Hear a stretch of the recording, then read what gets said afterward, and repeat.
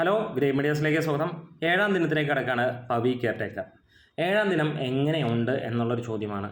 ഇതുവരെ ഇന്നലത്തെ കളക്ഷൻ എടുക്കുകയാണെങ്കിൽ മികച്ച രീതിയിൽ ആദ്യ ദിവസങ്ങളെ പോലെ തന്നെ മികച്ച കളക്ഷനായിരുന്നു കഴിഞ്ഞ ദിവസങ്ങളിൽ ലഭ്യമായതെങ്കിൽ ഇന്നലെ ഒരു മികവുണ്ടായിരുന്നു. വലിയ റിലീസുകൾ ഉണ്ടായിട്ടും സിനിമ ഏകദേശം 60 ലക്ഷത്തിന് മുകളിലാണ് കേരള കളക്ഷൻ വന്നത്. ഇന്ന് ഏഴാം ദിനം എങ്ങനെയെന്ന് ചോദിക്കുമ്പോൾ വലിയ ഇടിവ് തന്നെയാണ് സിനിമയ്ക്കും ഉണ്ടാകുന്നത്. 50% ഇടിവ് തന്നെയാണ് ഇതുവരെ വന്നിരിക്കുന്നത്.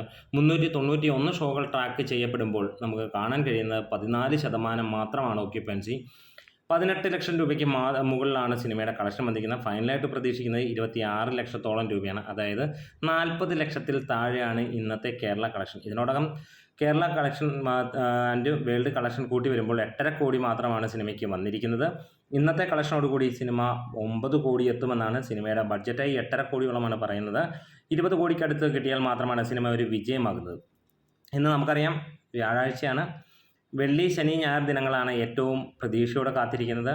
നാളെ കടുത്ത വെല്ലുവിളി തന്നെയാണ്. നടികർ തിലകം എന്ന സിനിമ വരുന്നുണ്ട്. അപ്പോൾ തിയേറ്റർ എണ്ണം കുറയാൻ വലിയ ചാൻസുകൾ കൂടുതൽ തന്നെയാണ്. ഇപ്പോൾ ഓടിക്കൊണ്ടിരിക്കുന്ന 6ഓളം സിനിമകളുണ്ട് എന്നുള്ളൊരു കാര്യം നമുക്ക് വിസ്മരിക്കാൻ കഴിയില്ല.